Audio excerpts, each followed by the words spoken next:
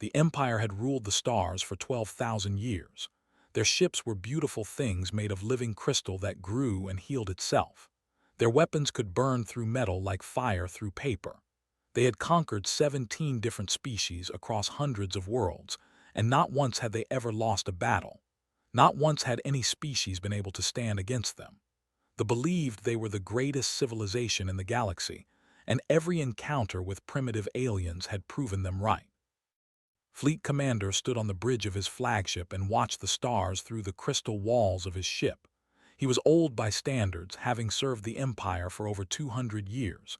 He had personally led the conquest of 11 worlds. He had seen species beg for mercy. He had seen them fight and die.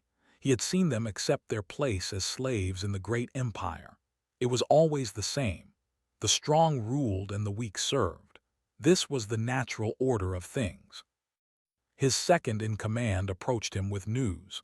Their long-range sensors had detected a single vessel at the edge of unclaimed space. It was not a ship.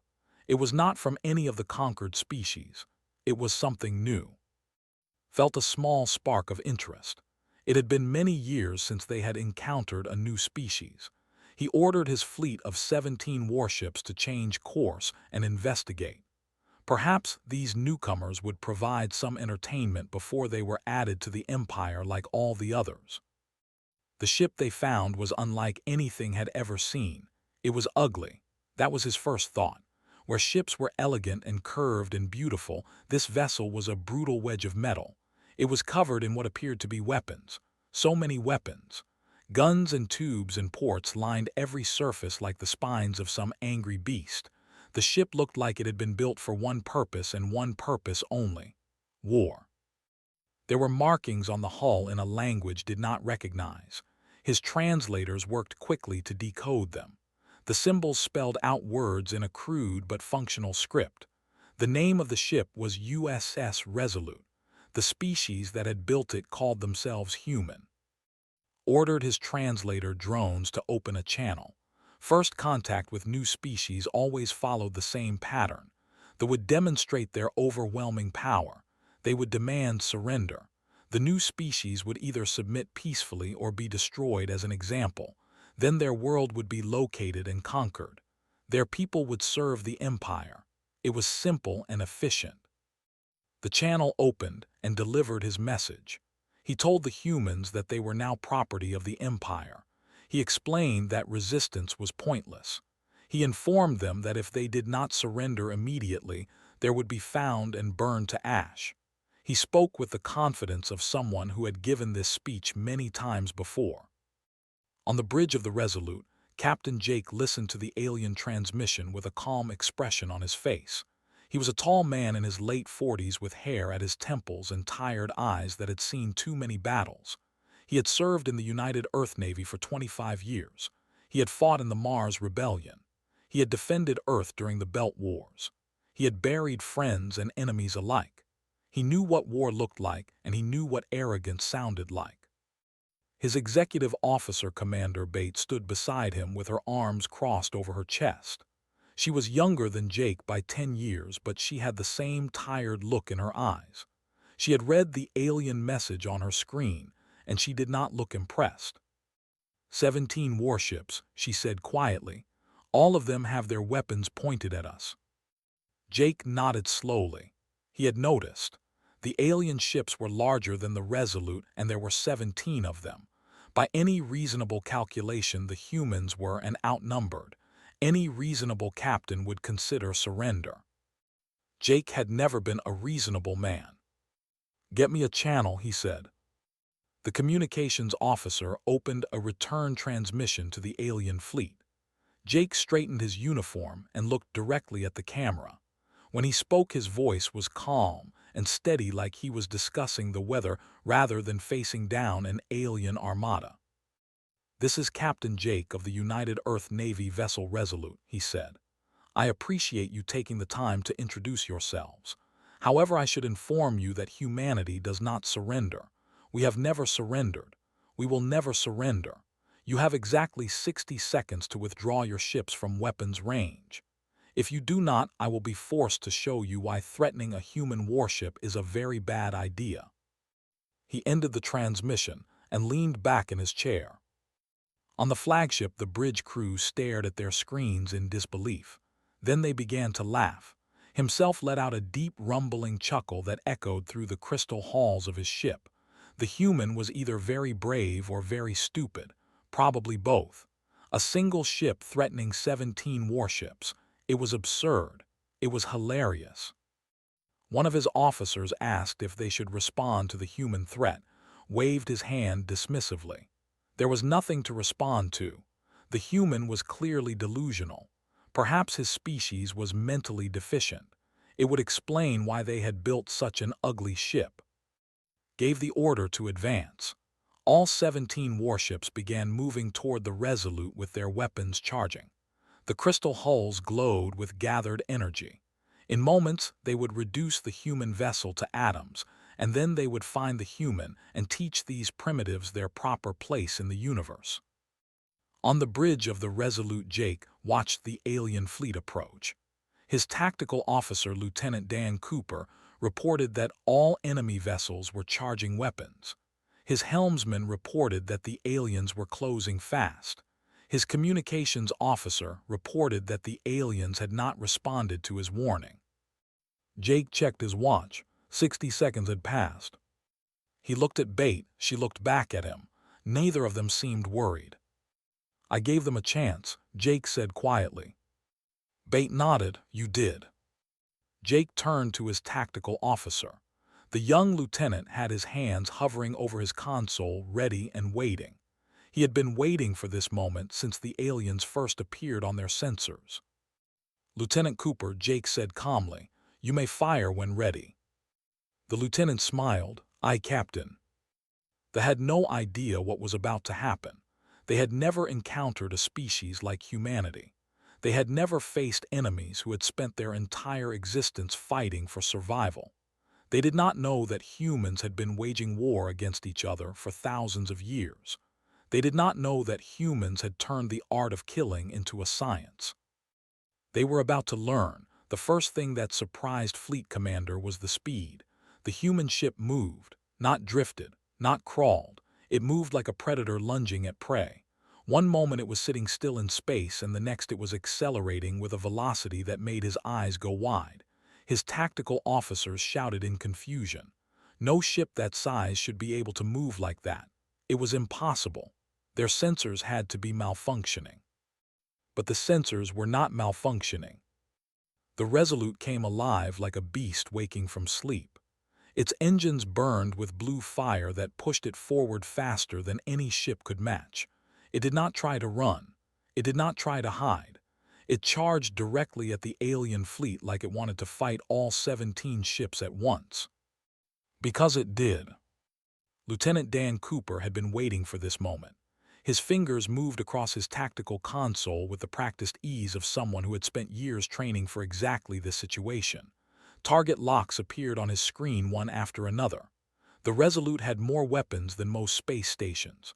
Rail guns, plasma lances, missile batteries, point defense cannons. All of them were now active, and all of them were aimed at the alien fleet. He pressed the firing controls.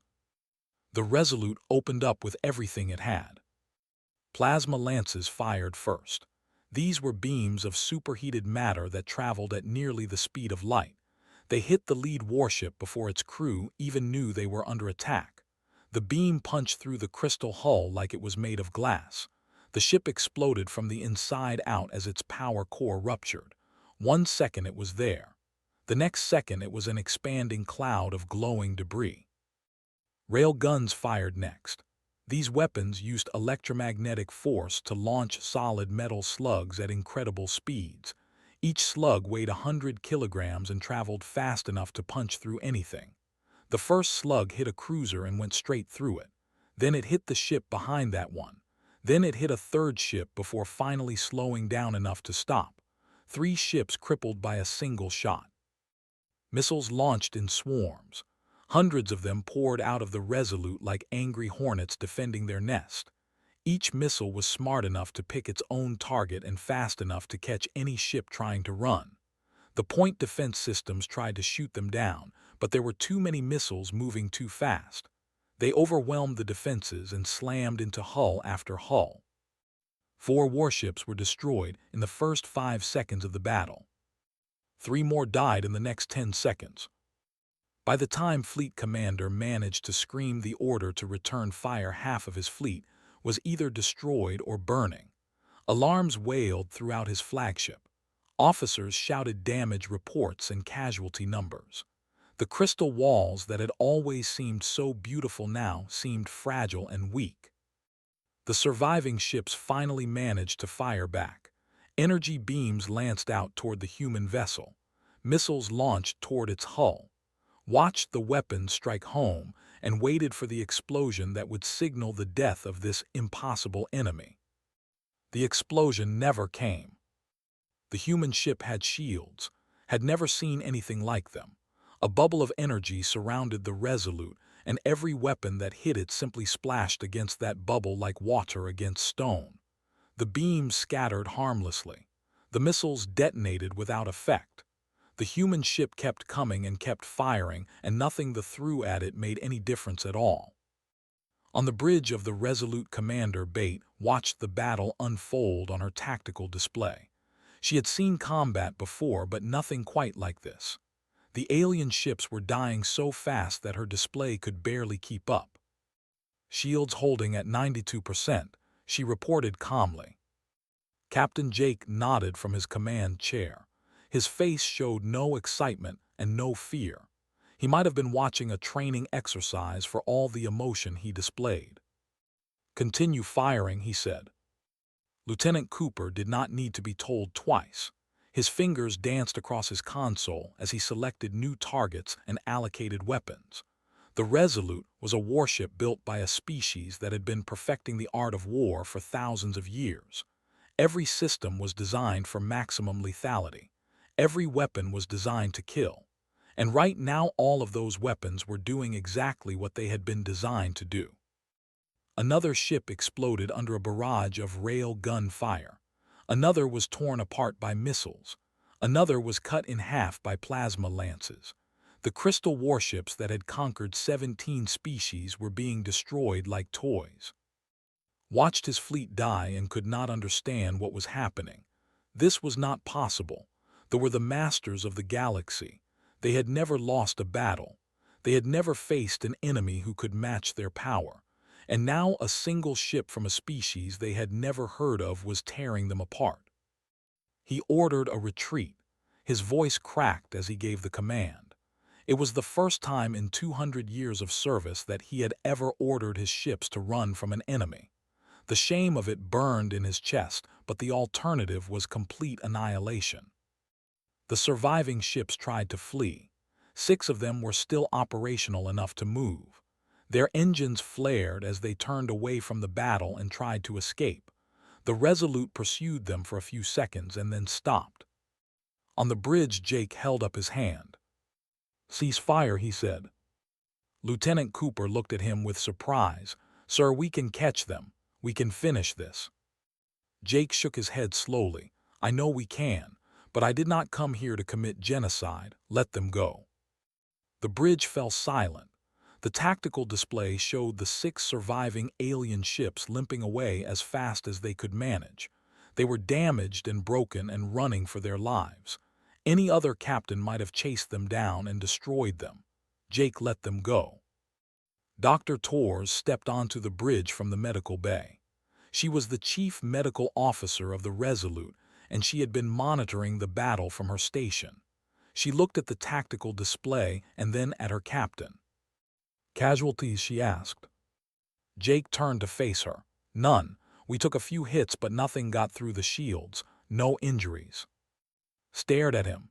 "You just destroyed 11 warships, and we did not lose a single person." Jake nodded. "That is correct." She looked at the debris fields on the display. Thousands of alien crew members had just died. 11 ships worth of officers and soldiers and engineers, all of them dead in less than a minute. "How is this possible?" she asked quietly. Jake stood up from his chair and walked to the main. He watched the surviving alien ships grow smaller and smaller as they fled. "We have been fighting each other for a very long time," he said. We got good at it, maybe too good. He turned to face his crew. His tired eyes looked even more tired now. Open a channel to the alien commander, he said. I want to talk to him. The communications officer nodded and began working. A few moments later, Fleet Commander appeared on The alien looked broken. His confident posture was gone. His arrogant expression had been replaced by something Jake recognized very well. Fear. It was time to deliver a message that they would never forget. Fleet Commander stared at the human on his and felt something he had never felt before in his 200 years of life. He felt small. The human captain looked at him with calm eyes that held no anger and no hatred. There was something almost sad in that gaze, like a teacher disappointed in a student who had failed a simple test. The bridge of the flagship was chaos. Wounded officers groaned in pain. Damage alarms screamed warnings about failing systems. The beautiful crystal walls were cracked and blackened from internal explosions. Smoke filled the air and made it hard to breathe. Everything had believed about his empire and his power had been shattered in less than 60 seconds. Captain Jake spoke first. His voice was quiet and steady. Fleet Commander, he said, I gave you 60 seconds to withdraw. You chose not to listen. I am going to give you a second chance now, and I want you to understand that this is more than you deserve. Could not find words to respond. His throat felt tight and dry. He simply stared at the human and waited. Jake continued speaking in that same calm tone. Take your surviving ships and leave this space. Go back to your empire. Tell your leaders what happened here today. Tell them that humanity wants peace. We did not come to the stars looking for enemies. We came looking for friends and allies and new civilizations to meet. But you should also tell them this. We are more than capable of war. We have been fighting wars since before we could write. We have spent thousands of years learning how to kill each other, and we have become very good at it. If your empire chooses to be our enemy, we will defend ourselves. Do you understand what I am saying to you? Found his voice at last. It came out as a whisper, I understand. Good, Jake said. One more thing, Fleet Commander. The next time a ship threatens a human vessel, there will be no second chances. There will be no mercy. We have over 4,000 warships like this one. Some of them are much bigger. Think about that before your empire makes any decisions about how to deal with humanity. The number hit like a physical blow. 4,000 ships. His entire fleet numbered less than 300 vessels, and the humans had destroyed 11 of his best warships with a single cruiser. If they truly had 4,000 ships like the Resolute, then the Empire was not the most powerful force in the galaxy. They were not even close. The transmission ended and the human ship turned away. It did not pursue the fleeing vessels. It did not fire another shot. It simply let them go. On the bridge of the Resolute, Commander Bate stood beside her captain and watched the alien ships limp away into the darkness of space. You think they will listen? She asked. Jake shook his head slowly. No, pride is a powerful thing. They have spent 12,000 years believing they are the strongest power in the galaxy. They will not accept the truth easily. They will test us again. Bate nodded. She had reached the same conclusion, and when they do. Jake turned to face her. When they do, we will be ready. We are always ready. That is the human way. He walked off the bridge toward his ready room. He needed to file a report with Earth Command. He needed to explain what had happened and what was likely to come next. The first contact with the Empire had not gone the way anyone had hoped. Humanity had wanted to make friends among the stars. Instead, they had made enemies. It was not the first time, and it would not be the last. Dr. Torres found Jake in his ready room an hour later. He was sitting at his desk with a cup of coffee that had gone cold. The report to Earth Command was finished and sent. Now he was just sitting and staring at the wall. She sat down across from him without asking permission. They had known each other for 15 years. They had served together on 3 different ships. She did not need permission. You did the right thing, she said, letting them go. Jake looked at her with tired eyes. Did I? Thousands of them died today. Thousands of living beings with families and dreams and lives. I killed them all in less than a minute. Leaned forward, they attacked us. They threatened to destroy Earth. They were going to enslave our entire species. You gave them a chance to leave and they did not take it. What happened after that was their choice, not yours. Jake picked up his coffee and stared at it. I know all of that. It does not make it easier. She reached across the desk and put her hand on his arm. That is what makes you a good captain, Jake. The fact that it bothers you. The fact that you feel the weight of what you did. A bad captain would be celebrating right now. You are sitting here questioning yourself. That is exactly what a leader should do. Jake set down his coffee and managed a small smile. When did you become so wise? Smiled back. I have always been wise, you just never listened to me. They sat together in comfortable silence for a few moments. Outside the ready room, the crew of the Resolute was going about their duties, repairing minor damage, analyzing the data from the battle, preparing for whatever came next. They were professionals and they had jobs to do. Jake finally spoke again. Earth Command is sending the Second Fleet to reinforce our position. They are also sending a diplomatic team. Admiral Bradley thinks we might still be able to prevent a full-scale war. Raised an eyebrow. Do you believe that? Jake thought about it for a moment. I believe we have to try. War should always be the last option, not the first. But I also believe that they are not going to accept what happened today. Their entire identity is built on being the strongest power in the galaxy. We just proved that they are not. That kind of blow to their pride will demand a response. What kind of response? Asked. Jake stood up and walked to the window of his ready room. He looked out at the stars and thought about all the civilizations that might be out there, all the species that humanity had yet to meet. Some of them would be friends, some of them would be enemies, and some of them would have to learn the hard way that humanity was not a species to be threatened. The worst kind, he said quietly. They are going to come at us with everything they have. They are going to try to prove that today was a mistake, that we got lucky, that they are still the masters of the galaxy. And when they do, said. Jake turned to face her. His tired eyes had hardened into something cold and determined. When they do, we will show them that today was not luck.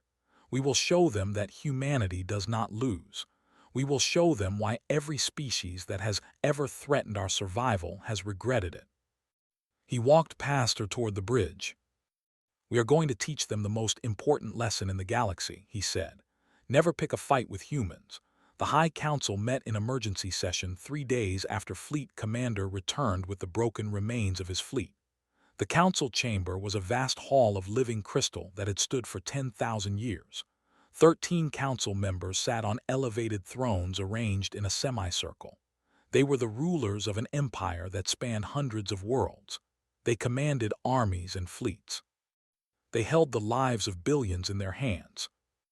And they were afraid. Stood before them on the floor of the chamber. He was alone, a single officer standing before the most powerful beings in the empire. He had considered lying in his report. He had considered exaggerating the human numbers or minimizing the damage to his fleet. But in the end, he had told the truth. The council needed to understand what they were dealing with. He told them everything. The speed of the human ship, the power of their weapons, the shields that had stopped every attack without effort. He told them about the human captain who had offered mercy instead of destruction, who had let the survivors go when he could have killed them all, who had spoken of peace while sitting aboard a warship capable of destroying entire fleets. And then he told them about the 4,000 ships. The council chamber fell silent when he said those words. 4,000 warships like the one that had destroyed 11 of their best vessels in under a minute. The number seemed impossible. They had spent 12,000 years building their fleet, and they had fewer than 300 capital ships. How could this unknown species have so many? Counselor was the eldest member of the council. She had served for over 500 years, and had seen the empire grow from a small collection of worlds to the dominant power in the sector. She leaned forward on her throne and spoke in a voice that crackled with age. Surely the human was lying. No species could build such a fleet in secret. We would have detected them. Our sensors reach across the entire sector. Shook his head slowly. I have served the Empire for 200 years, Counselor. I have conquered 11 worlds. I have faced enemies who lied and enemies who told the truth. The human captain was not lying. I saw it in his eyes. He had no reason to lie. He had already beaten us. He was simply telling us what we would face if we chose to fight. Another council member spoke up. This was Counselor. He was younger than and more aggressive. He had built his career on expansion and conquest. One battle proves nothing, he said. The human ship caught our fleet by surprise. That is all. If we send a proper force with proper preparation, we will crush them. Turn to face him. With respect, Counselor, you do not understand what I am telling you. We did not lose because we were surprised.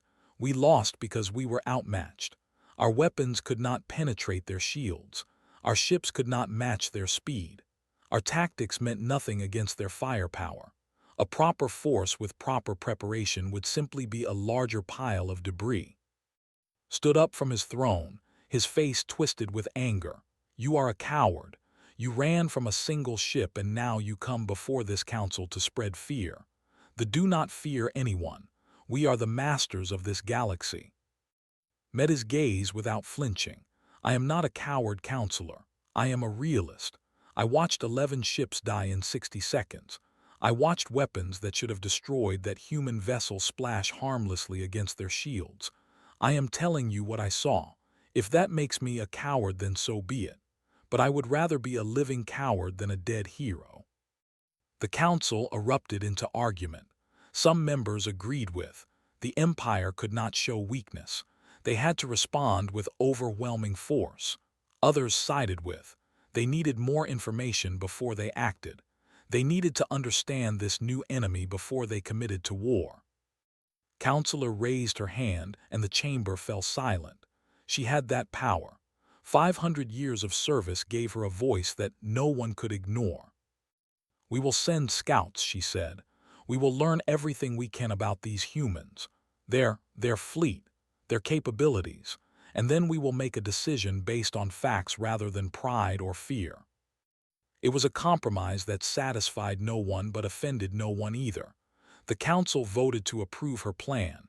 Scouts would be sent. Information would be gathered.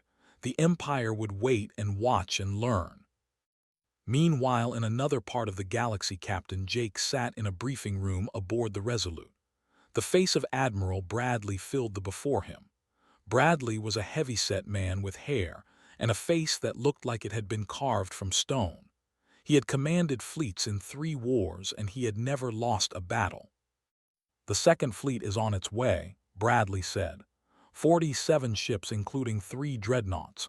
They should reach your position in 6 days. Jake nodded. What about the diplomatic corps? Bradley's expression darkened. They are coming too. Ambassador Laura Gibson is leading the team. She has experience with first contact situations. Jake knew the name.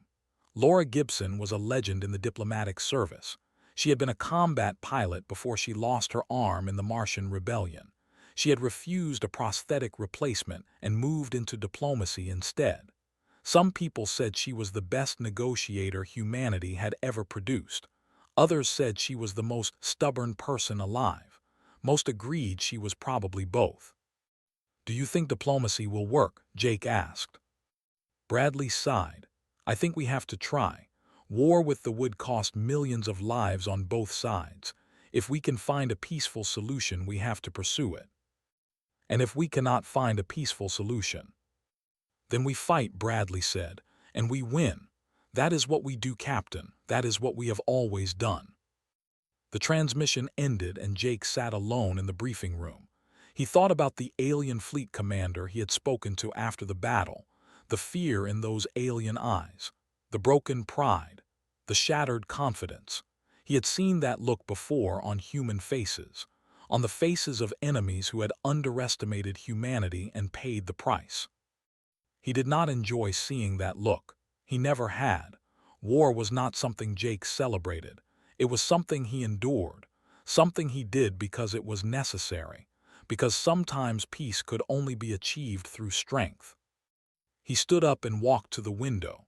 The stars stretched out before him, cold and distant and beautiful. Somewhere out there, the Empire was deciding what to do next. Somewhere out there, billions of beings were going about their lives unaware that everything was about to change. Jake had a feeling that change was coming, whether anyone wanted it or not. The galaxy was about to learn what humanity was capable of. He just hoped they would learn the easy way. But he doubted it. 6 months passed after the battle at the border. 6 months of watching and waiting and preparing. They sent their scouts, and their scouts came back with terrifying news. The humans had not been lying. Their fleet numbered in the thousands. Their worlds were fortified and defended. Their technology was equal to or greater than anything the Empire possessed. The High Council met again to discuss what they had learned. This time there was no argument about overwhelming force or proper preparation. The scouts had shown them the truth. A war with humanity would not be a conquest. It would be a catastrophe. The Empire might win eventually, but the cost would be unimaginable. Entire fleets would be destroyed. Worlds would burn. Millions would die. Counselor, who had called Fleet Commander a coward, now sat in silence on his throne.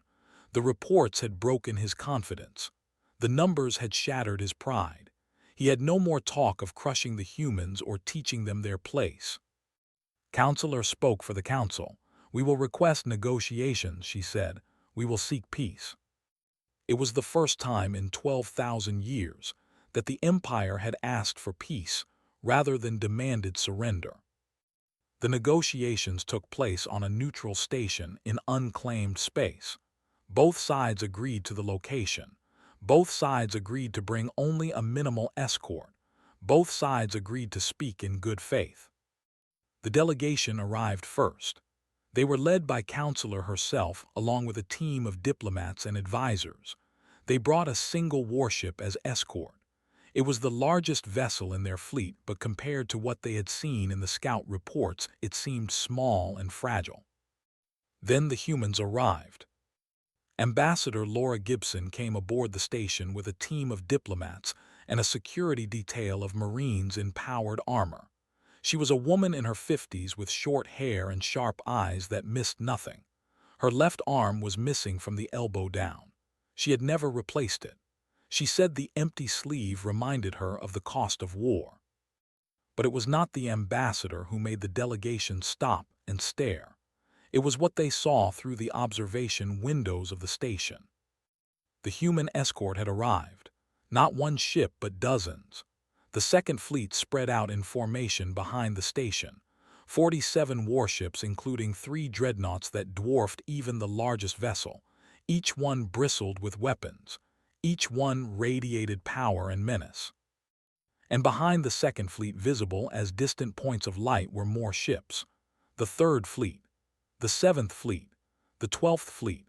Hundreds of warships arranged in perfect formation, stretching across the darkness of space like stars that had decided to attend the negotiations. Counselor stood at the observation window and felt her heart sink in her chest. The scout reports had been accurate. The humans had not been lying about their strength. If anything, they had been modest. Ambassador Gibson approached the delegation with a pleasant smile on her face. She did not look at the fleets outside. She did not need to. The message had already been delivered. "Counselor," she said warmly, "thank you for agreeing to meet with us. I hope we can find a path to peace that benefits both our peoples." Turned away from the window and faced the human woman. She had negotiated with 17 species over 500 years. She had forced entire civilizations to surrender with nothing but words. She was considered the greatest diplomat that had ever produced. And she had no idea what to say. The negotiations lasted 3 days. Ambassador Gibson led the human side with a combination of firmness and fairness that left the constantly off balance. She did not threaten. She did not boast. She simply laid out terms and explained consequences and asked questions that had no good answers. By the end of the second day, the delegation had agreed to release all enslaved species under their control. The 17 civilizations they had conquered over 12,000 years would be freed. The empire would pay reparations for the damage they had caused. Trade routes would be established. Borders would be respected. By the end of the third day, they had agreed to something even more remarkable: a mutual defense treaty. If either side was attacked by an outside force, the other would come to their aid. The Empire and the United Earth government would be allies. Counselor signed the treaty with a trembling hand. She had come to these negotiations hoping to salvage some shred of her empire's pride. Instead, she had agreed to terms that would have been unthinkable 6 months ago. They were no longer the masters of the galaxy. They were partners in an alliance led by a species they had never even heard of before this year. Ambassador Gibson signed the treaty after her. Then she did something unexpected. She extended her remaining hand to Counselor. "I meant what I said at the beginning," Gibson told her. "We came to the stars looking for friends. We did not want enemies. We did not want war. We wanted to meet new civilizations and learn from them and share what we know. They could have been our friends from the start. You chose a different path, but that path has led us here. To peace. To partnership. I hope this is the beginning of something better for both our peoples." Took her hand. The human grip was firm and warm and surprisingly gentle. "I hope so too," said quietly. The delegations parted ways. The treaties were signed. The fleets to their respective territories. The first contact between humanity and the Empire was officially over. But as Ambassador Gibson walked back to her shuttle, she paused at the airlock and looked out at the stars one more time. Captain Jake was waiting for her there. He had come to escort her safely back to Earth. "Do you think this peace will last?" he asked. Gibson smiled. "Peace always lasts until it does not. But I think they have learned something today, something important." "What is that?" Gibson looked at him with those sharp, knowing eyes.